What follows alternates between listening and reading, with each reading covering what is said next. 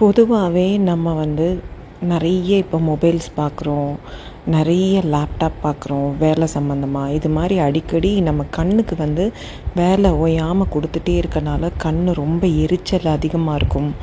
அதே மாதிரி ரொம்ப டயர்டாக ஃபீல் பண்ணுவோம், ஏதோ ரெஸ்ட்லெஸ்ஸாக ஃபீல் பண்ணிகிட்டே இருப்போம்.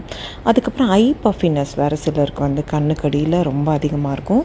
அந்த டாபிக் தனியாக சொல்கிறேன், ஐ பஃபினஸ் எதனால் வருதுன்னு. பட் இப்போ அந்த ஐ பஃபினஸ்க்குமே ஒரு சில ரெமெடி மசாஜ் மூலியமாக சரி பண்ண முடியும். அப்படிங்கிறப்ப இது மூலியமாக சரி பண்ணிக்கலாம். இந்த மசாஜ் எப்படி பண்ணலாம் அப்படின்னா, ஒரு தேங்காய் எண்ணெயோ இல்லை ஒரு மாய்ஸ்சரைசரோ நம்ம வீட்டில் இருக்கிறதையே எடுத்துகிட்டு இந்த மாதிரி ஜஸ்ட்டு ஒரு மசாஜ் மெதுவாக எல்லா இடத்துலையும் ஸ்ப்ரெட் பண்ணுற மாதிரி பண்ணிவிட்டு 8 போடணும். இந்த கண்ணை சுற்றிலும் பார்த்திங்கன்னா 8 மெதுவாக போடணும். அதுக்கப்புறம் அந்த ஐப்ரோஸை மெதுவாக பிடிச்சி விட்றது. இப்போ எப்படி கால் பிடிப்போம் அது மாதிரி மெதுவாக இந்த ஐப்ரோஸை பிடிச்சி விட்றப்ப அப்படியே அதில் இருக்க கிளான்ஸில் இருக்க நீரெல்லாம் வடிஞ்சு இறங்குறப்ப உங்களுக்கு தலைவலி, சைனஸ் இது எல்லாமே நல்லா குறைஞ்சிட்டே வர்றதை நீங்கள் பார்ப்பீங்க. அதே மாதிரி அந்த கண்ணுக்கு கீழே உள்ள கிளான்ஸில் மெதுவாக அழுத்துறது.